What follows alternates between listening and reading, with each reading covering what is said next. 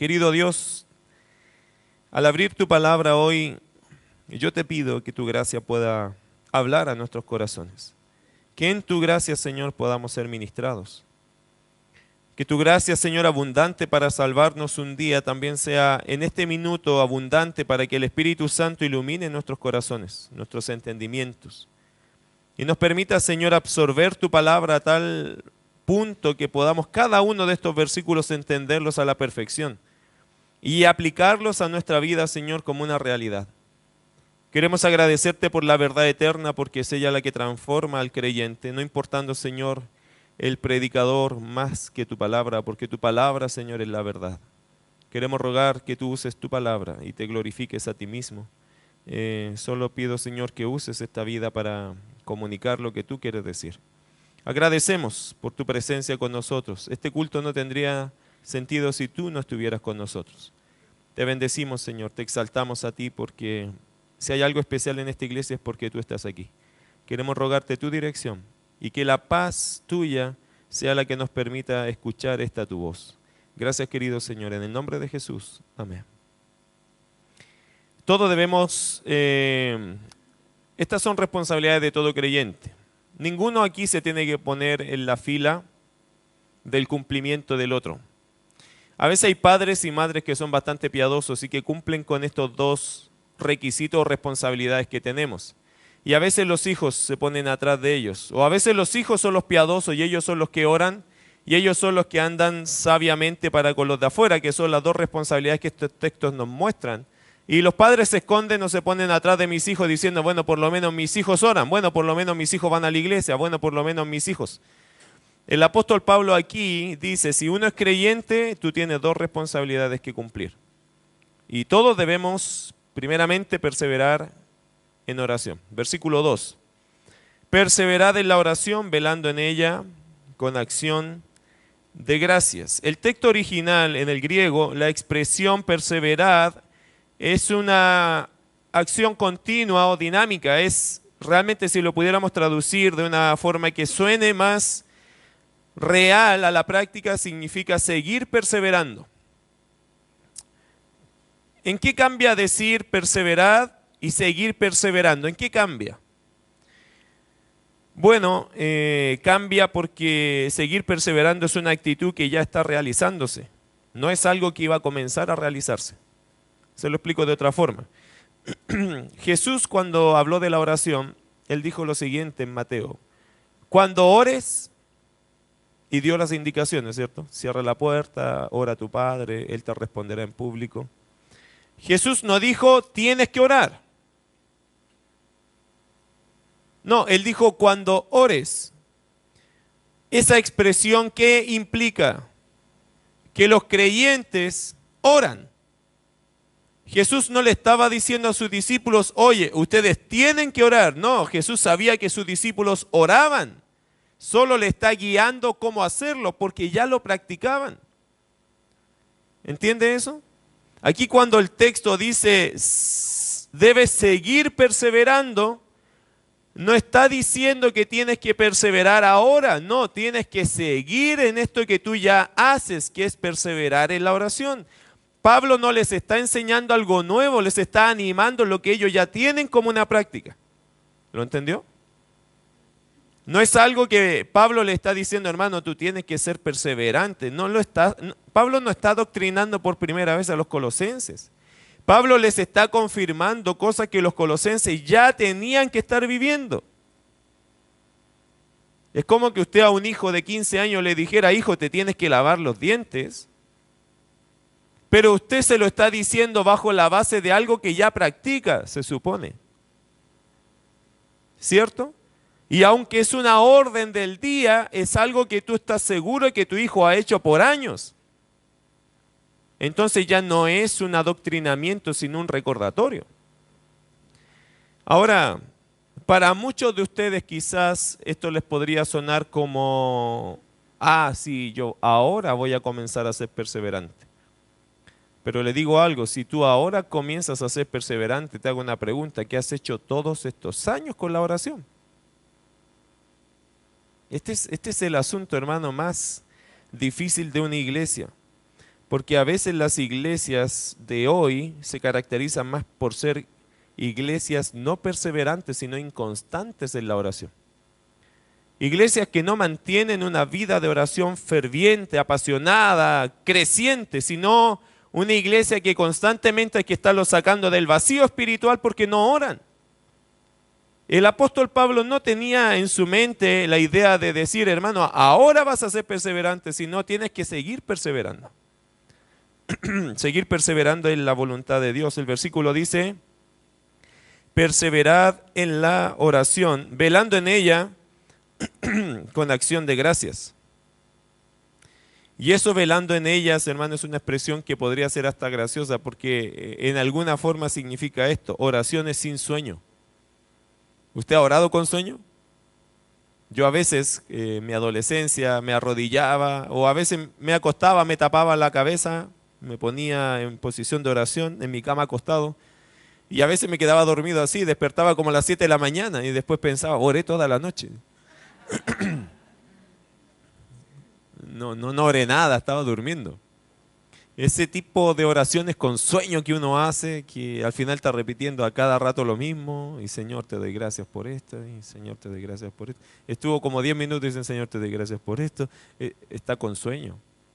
Necesita mejor pararse y terminar esa oración. Dígale otra cosa a Dios también. Pero no lo podemos hacer porque son oraciones con sueño. La Biblia dice acá, perseverad en la oración, velando en ella.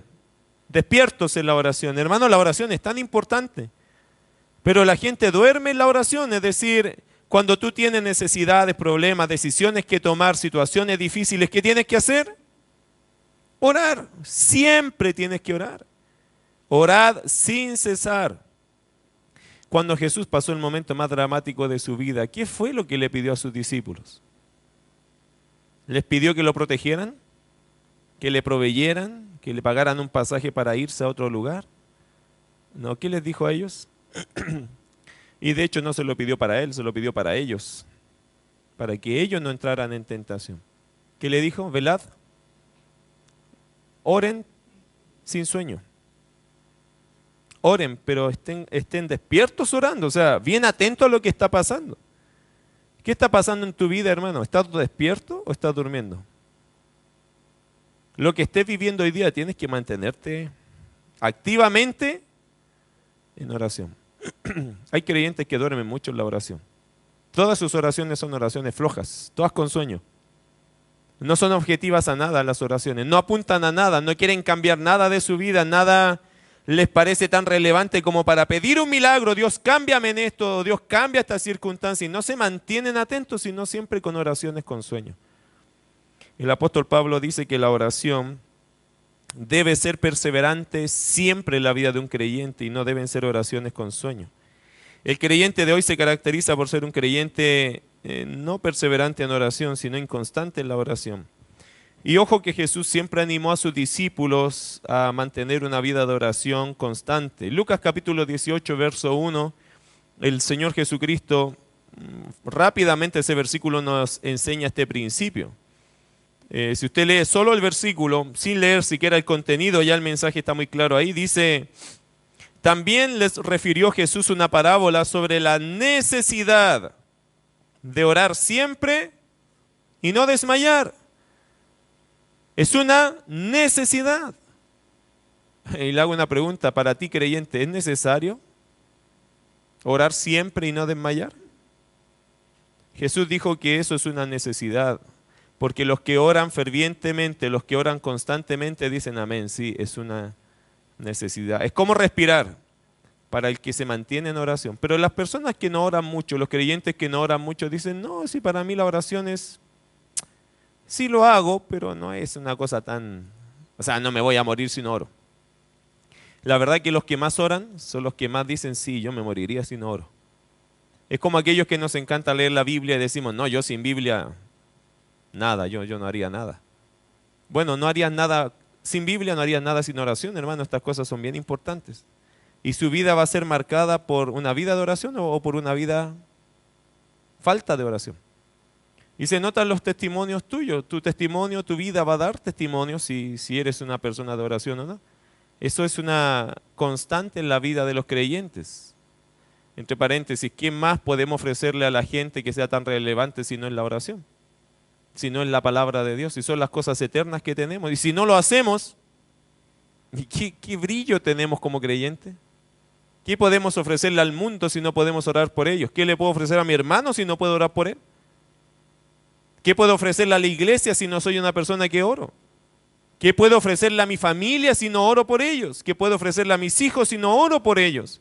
¿Qué le puedo ofrecer a una esposa si yo no oro por ella? ¿Qué le puedes ofrecer a un esposo si tú no oras por él? Es decir, ¿no es eso lo que mueve la mano de Dios? ¿No es eso lo más relevante dentro de la vida cristiana donde Dios obra? Si no oramos, queridos hermanos, tenemos a la vuelta de la esquina un gran fracaso espiritual. ¿Por qué no oramos? El apóstol Pablo dijo a los colosenses, perseverad en la oración, velando en ella con acción de gracias. ¿Qué significa con acción de gracias? Con gratitud, hermano, por tener el privilegio y poder a nuestra entera disposición. ¿Cómo no vas a dar gracias a Dios? Yo glorifico a Dios, hermano, porque cuando no tengo y no sé qué hacer, ¿sabes lo que siempre puedo decir? Voy a orar por ti. Hay gente que a veces te presenta una problemática, hermano, que es una montaña y uno dice, ¿qué puedo hacer yo con eso? ¿Qué puedes hacer con eso tú? Siempre puedes hacer algo. ¿Qué? Orar. ¿Y es importante? Más que suficiente. A veces Dios nos presenta problemas que no podemos superar solo para llevarnos a las rodillas. Es que Dios cree que su poder es suficiente. Por eso dejó la oración con nosotros. Entonces, si no oras, no mueves las montañas, hermano. Nada pasa si un creyente no ora. Todo comienza con una vida de rodillas. Como todo comienza con la palabra de Dios, todo comienza con oración. Hablando de nuestra relación con Dios. Por eso debemos orar con acción de gracias. Sí, Señor, gracias porque yo puedo orar. Yo puedo orar, yo puedo depender de ti, yo puedo pedir lo que sea delante de tu trono. Yo puedo ir a interceder por mis hermanos, por mi familia. Cuando tengo problemas y crisis, yo puedo ir delante de ti, yo puedo descansar. ¿Cómo no vas a dar gracias a Dios por eso? Por eso, hermano, la oración debe ser hecha con acción de gracias. ¿Quién tiene mejor oportunidad de ser oídos por Dios que nosotros, sus hijos? ¿Hay alguien que Dios va a escuchar más que a sus propios hijos? No. Sus hijos son los más importantes y Dios nos va a escuchar. Pero tenemos que ser perseverantes en nuestras oraciones. Con Francisco compartíamos que fue su mamá, por una cuestión del Señor, llegó su mamá al retiro de matrimonios. Ella se fue muy emocionada. Y bueno, y Francisco compartíamos, ¿no?, que a veces en el tiempo uno se desanima de orar por la salvación de nuestra familia. Bueno, y Francisco me dijo que Dios le había enseñado a seguir orando. Porque ella necesita conocer a Jesús, hermano. A veces nosotros soltamos nuestras oraciones ya tanto tiempo orando, quizá el Señor, hermano, no el Señor, usted el que afloja, Dios no afloja. ¿Cuántos años a Abraham se tomó para responderle? Muchos años. Pero el Señor responde. La pregunta es, ¿vas a soltar o has soltado tus oraciones? ¿Has dejado de ser perseverante? Y hermano, la vida a veces nos enseña, las cosas que Dios nos presenta, nos dice, hijo, sigue orando, si yo estoy respondiendo, pero me tomo mi tiempo, es a mi forma, no a tu forma, pero sigue orando. Nadie te puede quitar el privilegio a ti de orar. Nadie. Ayer un hermano de allá del retiro, que no era de nuestra iglesia, me contaba su testimonio, me dice, pastor, mire, yo estaba muy mal con una hermana de la iglesia, muy mal, estábamos, una cosa que ya me estaba quitando el gozo de ir a la iglesia, de hecho ya no quería ir más a la iglesia. Pero aprendí una cosa, me dijo, empecé a orar por ella. Y el Señor puso amor, perdón, reconciliación y hoy día disfruto mi vida de la iglesia. En la iglesia participo y me siento bien. Mire qué interesante, ¿sabe por qué, hermano? Porque uno no puede odiar a quien lo tiene en oración. ¿Te cuesta amar a alguien? ¿Te cuesta soportar a alguien? Empieza a orar por esa persona. Es imposible que uno odie a alguien por el cual estás orando. La oración es bien importante. ¿Y quién más que a nosotros Dios nos va a escuchar? Así que hermano, como dice el versículo, perseverad en la oración, velando en ella con acción de gracias. Versículo 3. Orando también, dice, al mismo tiempo por nosotros, para que el Señor nos abra puerta para la palabra, a fin de dar a conocer el misterio de Cristo por el cual también estoy preso. El apóstol Pablo aprovecha de pedir su propia oración. ¿En qué aplica esto a nuestras vidas hoy? Bueno, el apóstol Pablo, mis queridos hermanos, en ese minuto sabía que la iglesia era perseverante, solo le estaba recordando, pero él confiaba que la iglesia estaba orando. Pregunta, Iglesia Bautista de la Gracia de Dios de Recoleta, ¿está orando? Por eso gente dice de otras iglesias y misioneros y pastores a veces me dicen, pastor, oren por nosotros. Nosotros sabemos que ustedes oran por nosotros y eso pone un peso en mi corazón porque se supone que esa gente confía que nosotros estamos orando por ellos. ¿Usted está orando por algunos pastores y misioneros, hermanos, que ha sabido peticiones? Hermano, no la afloje porque me va a dejar en vergüenza. Porque yo le digo a la gente, mira, ¿qué petición tienen? Nosotros oramos por ti, nos comprometemos con eso. Pero si hay una iglesia que floja en la oración, no podemos ofrecer este tipo de servicio a los demás. El apóstol Pablo dice, orando también al mismo tiempo. ¿Qué significa eso? Que así cuando tú estás perseverando, en ese perseverar yo te pido que me lleves en oración. Pero, ¿qué pedía el apóstol Pablo? Bueno, no era una petición tanto personal, sino que era una petición más ministerial. Mira lo que pidió Pablo acá, qué interesante. Dice, orando también al mismo tiempo por nosotros. ¿Qué quieres que oremos por ti, Pablo? Para que el Señor nos abra puerta para la palabra.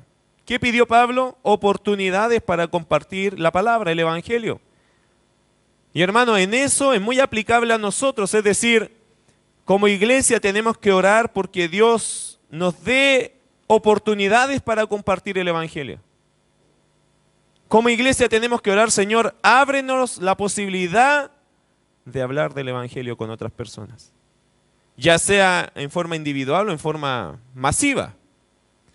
Pero esto debe ser a través de la oración. Como iglesia queremos ganar al mundo, como iglesia queremos alcanzar a Recoleta. Todo nos queda grande a nosotros. Pero a través de la oración Dios puede ir conquistando corazones y terrenos, pero hay que orar por las oportunidades para compartir el Evangelio. Si no has predicado esta semana, ora, Señor, dame una oportunidad, dame oportunidades de compartir. Mira el versículo 3, para que el Señor nos abra puerta para la palabra, a fin de dar a conocer el misterio de Cristo, por el cual también estoy preso.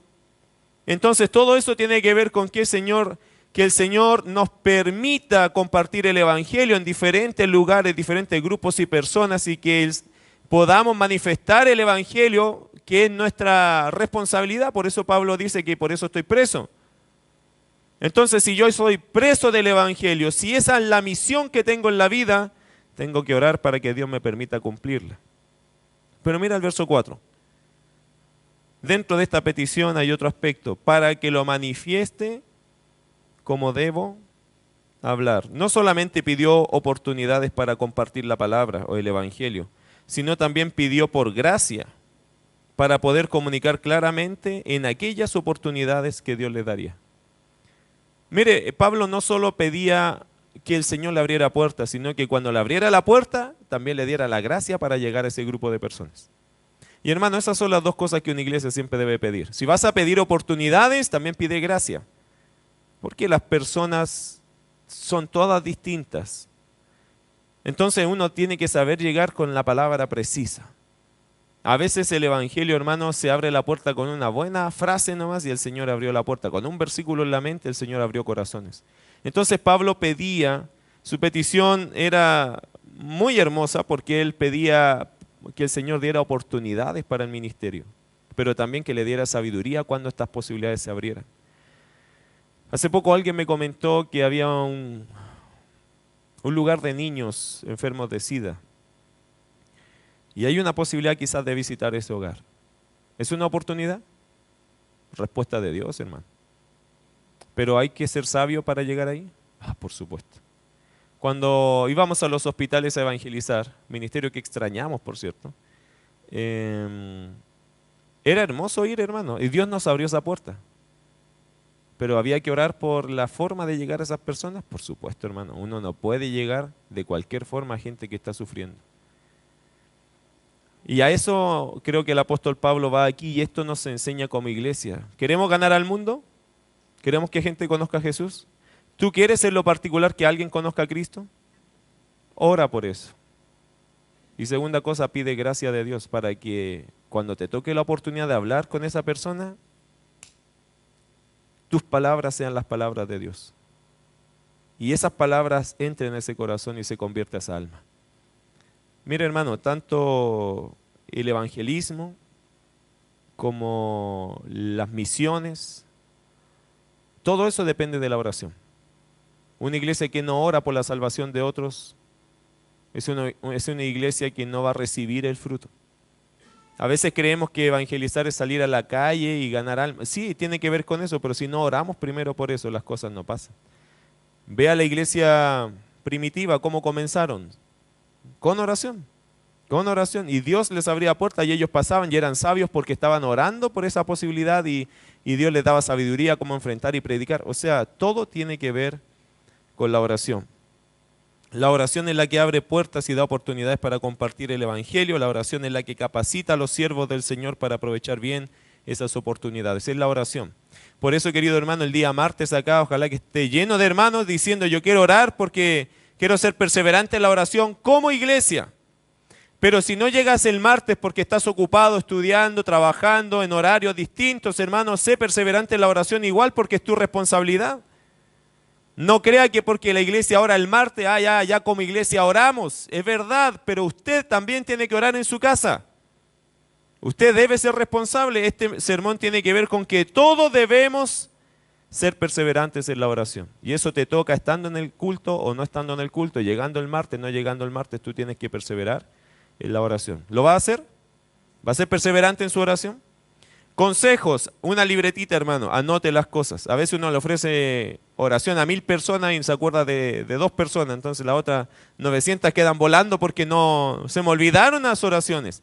Anote las cosas, sea diligente con ellos, ayuda a memoria, cosas que pueda recordar en su computadora, ponga ahí algo que salte un programa y le recuerde, hoy tienes que orar, ora por los hermanos cada día en diferentes. No sé, toma grupos de hermanos y ora por ellos cada día de la semana ten diferentes grupos de hermanos por los cuales estás orando. Toma diferentes pastores, diferentes diáconos, divídelos por día y este día martes se lo dedico al diácono tanto, este día tanto se lo dedico al pastor tanto, esto se lo dedico a mi hermano tanto, al líder de los jóvenes, a la esposa del pastor y así. Pero mantén toda la semana de oración. Eso es perseverar en la oración, es tomarte esto como un trabajo serio, porque la oración es seria, hermano. Es seria tanto en la ejecución como en la bendición que da. Y una iglesia que ora va a ser bendecida. ¿Amén? Ok, le voy a creer. Versículo 5. Segunda indicación de Pablo es que todos debemos andar sabiamente para con los de afuera. Es altamente evangelístico este sermón. Es decir, es altamente motivador al evangelismo. Porque el apóstol Pablo en el versículo 3 habla de que la oración es la clave para entrar.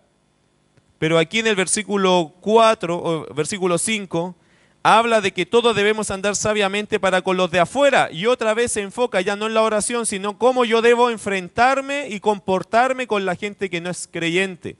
Versículo 5, andad sabiamente para con los de afuera. Exo. La palabra afuera en griego es exo, es la palabra que se usa para éxodo, salida, los de afuera. Y los de afuera aquí son obviamente los que no han sido parte o no son parte de la iglesia. Es curioso porque la palabra iglesia se traduce como llamados fuera, pero llamados fuera del mundo. Y aquí cuando dice la palabra fuera, está diciendo los que están afuera de la iglesia. Por lo tanto, son incrédulos. ¿Cómo debemos comportarnos con los incrédulos? ¿Qué dice el versículo 5? Sabiamente. Sabiamente. Andar sabiamente para con los de afuera. ¿Qué significa andar sabiamente? Bueno, anote algunas ideas. Vivir de tal manera que ellos no tengan nada que decir en contra de nosotros ni del Evangelio. eso es una idea de lo que es andar sabiamente. Es ser sencillo como paloma, pero sagaz como serpiente. Eso dice el Señor Jesucristo, ¿se acuerda? Usted tiene que ser humilde, sencillo, como paloma, sí, sin maldad, pero no se quede, no sea tan inocente porque la gente del mundo es maldadosa. No se exponga gratis, o sea, sea cuidadoso, sea cuidadoso. No falta el incrédulo que le dice al hermano, oye, fulano, te invito, háblame de Jesús. Claro, con el mayor gusto te hablo, pero vamos a un bar, ahí en el bar tú me hablas. Es que sabes que yo, esos lugares no voy, pero ¿me vas a hablar de Jesús o no? ¿Quieres? Anda a mi ambiente y háblame ahí. Y no falta que sea coludido con otro para sacarle la foto. Entonces van entrando al bar o saliendo del bar y le sacan la foto. Y al final lo único que querían era exponerte. ¿Hay gente maldadosa así? Ya, por supuesto que sí. Por eso cada vez que te ven a ti en cualquier cosa media rara, mira al hermano. Oye, si están pero pendientes de eso. Una mala actitud tuya, hermanito, ¿qué le pasó? ¿Se le cayó la Biblia? El mundo es interesante. Yo no tengo muchas ideas de cómo el mundo está hoy día. Con respecto a mi vida práctica, yo vivo más en medio de los hermanos y me encanta eso. Pero me imagino que a usted no le pasa tanto eso. Y de lo que ustedes mismos me han transmitido, vivir en el mundo o rodeándose con gente del mundo es difícil. La gente del mundo, cuando a mí me ha tocado experimentar con ellos, son doble sentido en casi todas las cosas. Cada cosa amable que tú quieras hacer, ellos lo toman por un lado súper pervertido, feo, desagradable, sucio.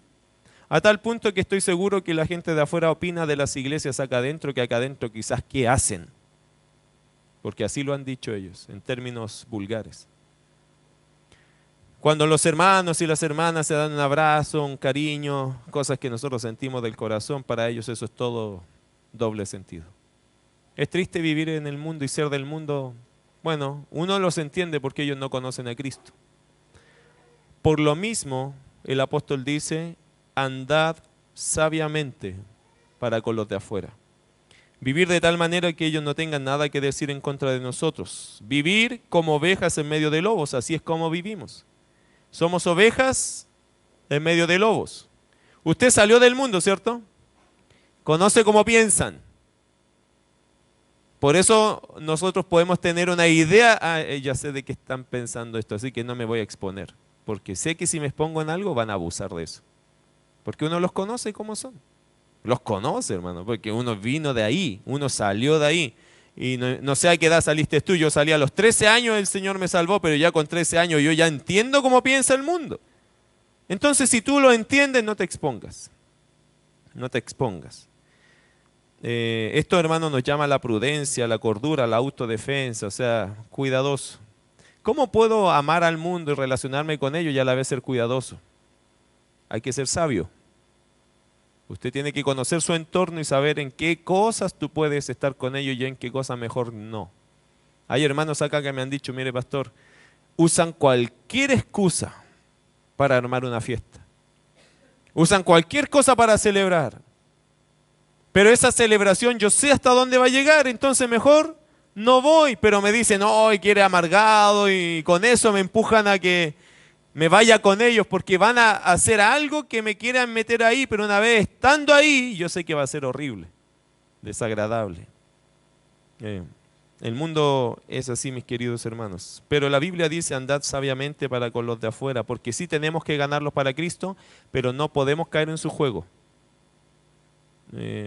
Por ejemplo, un hombre cristiano nunca debe predicarle a una mujer mundana. Usted me va a decir, pero pastor, ¿no hay que amar a las almas? Sí, pero tienes que ser tan cuidadoso con eso que no recomiendo que un hombre cristiano vaya a ganar una mujer mundana. No vaya a ser que la mujer mundana me gane al cristiano. Me hablas tan bonito. Oye, si siento una paz acá adentro, sí. Eres especial. Ya. ¿Sabe lo que tiene que hacer? Arránquese, hermano. Arránquese. Sí, es que la mujer mundana no es tonta. No es tonta, hermano. ¿Usted cree que ella va por el lado espiritual? De repente le va a cerrar un ojo y usted va a quedar pensando en cualquier cosa, nada más de Cristo. Y usted va a decir, Señor, sálvala, sálvala. Yo la amo con todo mi corazón, espiritualmente, y sálvala, sálvala. Las siguientes entrevistas ya no van a ser tan espirituales, se lo aseguro. Engañoso es el corazón y perverso. ¿Quién lo conocerá? Sea sabio, hermano. ¿Para qué se va a exponer? Si es casado usted, dígale a su esposa que le hable de Jesús. Es que es mi mejor amiga, no es la mejor amiga de mi esposa. ¿Por qué usted tiene mejores amigas, hermano? ¿Quién le dijo a usted que es sabio tener un hombre mejores amigas? Eso no es sabio. Un hombre es un hombre, una mujer es una mujer, y a veces en los momentos más tristes de la vida, difíciles de la vida, eso se puede confundir. Con la mejor intención que usted tenga, el diablo no es tonto, y si te puede destruir el testimonio, te lo destruye. Anda que un día andes con tu mejor amiga y alguien de la iglesia te vea o alguien del mundo te vea. Oye, ¿y esta mujer? ¿No es tu señora? No, es mi mejor amiga. ¿Cómo mi mejor amiga? ¿Quién entiende eso? Yo no lo entiendo. ¿Qué es tu mejor? No, es que este es mi mejor amigo. Amigo del alma. Amigo del alma. ¿Y usted es casada así? ¿Quién es este amigo del alma? Saque ese hombre, mándelo a cambiar. No, yo no entiendo eso. Nunca le aceptaría a mi esposa que tuviera su mejor amigo del alma. Oye, no, es que estoy chateando con el mejor amigo de mi alma. ¿Qué amigo de mi alma? ¿Dónde vive ese para mandarlo al tiro donde tenga que mandarlo? Que se vaya con su alma a otra, buscar otra alma porque esta alma es mía. ¿Qué es eso, hermano? Pero hay gente hoy día que piensa esto como, no, si esto está bien. No, hermano, eso está pésimo. ¿Cómo una mujer puede dormir tranquila que él salió con la mejor amiga? Oye, salgamos los dos, sí, invitemos a mi mejor amigo. ¿Quién es tu mejor amigo, hermano? Cristo es tu mejor amigo, olvídate de lo demás. Pero hay gente que vive así hoy día. No, no, yo no lo acepto. Yo creo que eso es un grave error. Y es una tentación constante. Y es una decepción terrible para la persona que está a tu lado. O sea, yo no viviría tranquilo con eso. Yo sé, yo soy un hombre atractivo y todo lo que usted quiera, pero yo no viviría tranquilo. Yo no. A mí me afectaría. No, hermano. No, no es ni por una cosa ni por la otra, ni por feo ni por bonito. Esto no es correcto. No se acepta, hermano. Es inaceptable ese tipo de relaciones enfermas. Para mí, perdón que se lo diga así, para mí son relaciones enfermas. Corte esa cuestión. Eso se acabó. Se casó, ame a su esposa. Se casó, ame a su esposo. Ese es su mejor amigo. Y después de Jesús, ellos son. Hay que respetar eso, creo yo. Y eso siempre ha dado salud a una familia. Bueno, ¿en qué estaba? Yo estaba en otra cosa. Andad sabiamente para con los de afuera. Buen consejo, ¿cierto? El apóstol Pablo no es tonto y en el tiempo los colosenses pasaba exactamente lo mismo. Es el libertinaje que se vivía en la sociedad. Pablo decía, tengan ojo con eso. Tengan ojo con eso. Una mujer que está trabajando secularmente y el jefe le dice, oye, muy lindo tu trabajo, muy bien hecho y tu presencia preciosa. Quiero que te vamos a subir el sueldo, ¿qué te parece? ¿En serio, jefe? Sí, usted es muy especial. Y se va. ¿Qué queda pensando la mujer con algo así? Me valoran aquí. Después le dice, oh, te pusiste ese perfume que se llama de la Praga, no sé qué, y oye, qué especial. Te queda muy agradable. ¿Y qué está haciendo el jefe? Perdón, hermana, ¿qué está haciendo el jefe? Seduciendo, ¿o no? Haciéndose el bonito, el encantador. Tienes que tener mucho cuidado con esas cosas, con todas esas cosas. Uno siempre tiene que ser agradable pero respetuoso con todas las cosas. Marcar las líneas, las diferencias y todo eso. Y si usted nota que cosas así te están pasando, ese no es tu trabajo. Sálgase de ahí. Usted me dice, pastor, claro, es fácil decirlo, pero yo tengo deudas. ¿Acaso Dios no te puede dar un mejor trabajo? No se exponga, hermano, porque puede perder, o hermana, puedes perder más de lo que hoy día tienes. Puedes perder más. El mundo no es tonto, pero a la vez hay que ganarlos para Jesús. Por eso hay que ser sabios cómo comportarse con la gente. Nunca le dé a pensar más allá de lo que tú quieres decir. Y si hay una mujer, por ejemplo, que te anda rondando, hermano, ¿sabe? El santo remedio para eso, ¿cuál es? Evangelícela. que te anda mandando cartitas, usted vaya de frente, dígale, ¿sabes qué? Jesús te ama y tú eres una pecadora. Necesitas conocer a Jesús para que cambie tu vida. Y esta vida licenciosa que llevas ahora, que me está seduciendo a mí, eso es pecado. Pero Jesús te puede salvar. Yo creo que después de eso no te busca más, hermano. No te va a buscar más. El santo remedio. ¿O no? El santo remedio. Andad sabiamente para con los de afuera, redimiendo el tiempo. ¿Sabe lo que significa esta frase, redimiendo el tiempo, aprovechando el tiempo? ¿Qué significa? Sacar el máximo de provecho a cada, y anote esto, a cada oportunidad que tengamos de hablar de Jesús con ellos. Esto de aprovechar el tiempo no es sacarle el brillo al tiempo por nada, sino aprovechar cada oportunidad que tengo para hablar de Jesús. No es como ganar tiempo sin sentido, sino que ganar el tiempo. O sea, cada oportunidad que yo tenga te voy a hablar del Señor. Y es la única forma más sabia de relacionarnos con la gente de afuera. Por eso dice el versículo, andad sabiamente para con los de afuera, redimiendo el tiempo, aprovechando el tiempo, el poco tiempo, el tiempo que yo gaste con la gente de afuera. Cada vez que tenga la oportunidad le voy a hablar de Jesús. Esa es mi meta, ese es mi llamado. Yo no trabajo secular, en el caso de usted, no se trabaja secularmente para hacer relaciones sociales. Se trabaja secularmente para formar relaciones espirituales. ¿Con quién? Con incrédulos, qué raro. Es que ellos no pueden darte una relación espiritual, tú sí. Cada vez que pueda dejar un versículo para un amigo o amiga del trabajo que se llevan bien, oye, mira, Dios te bendiga.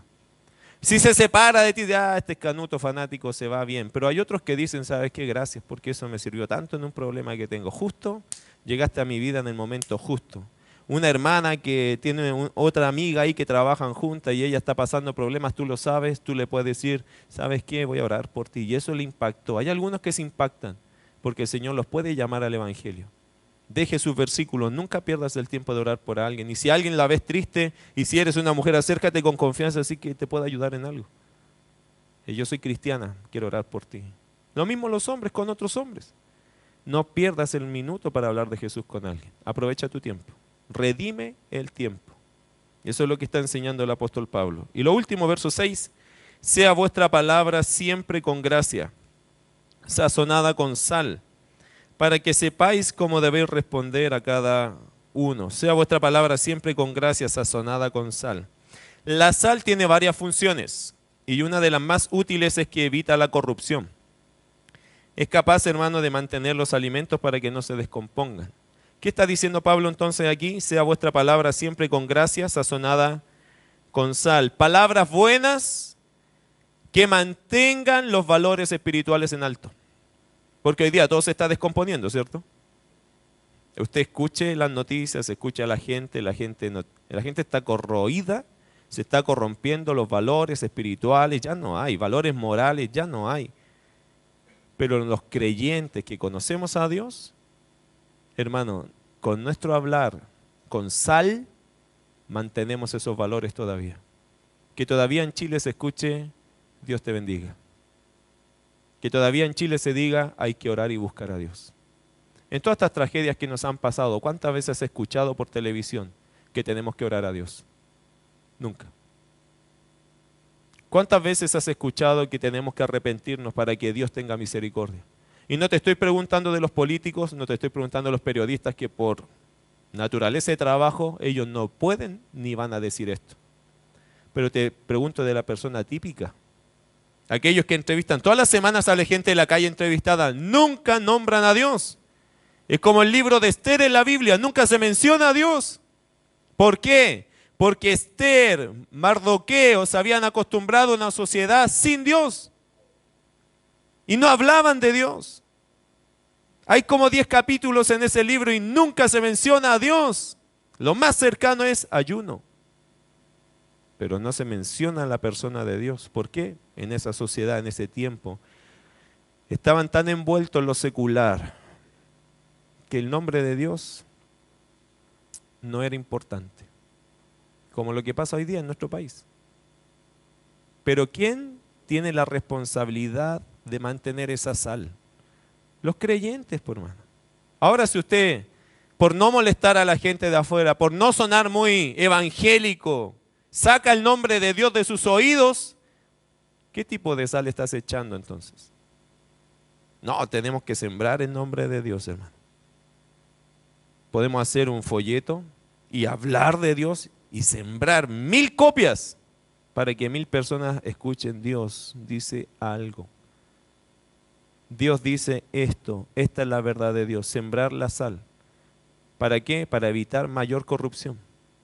Si este Recoleta está corrupto, es culpa de nosotros entonces, pues, hermano. Si el vocabulario es tan grosero, es culpa de los creyentes que hemos ido guardando silencio y copiando el mal ejemplo de ellos al final.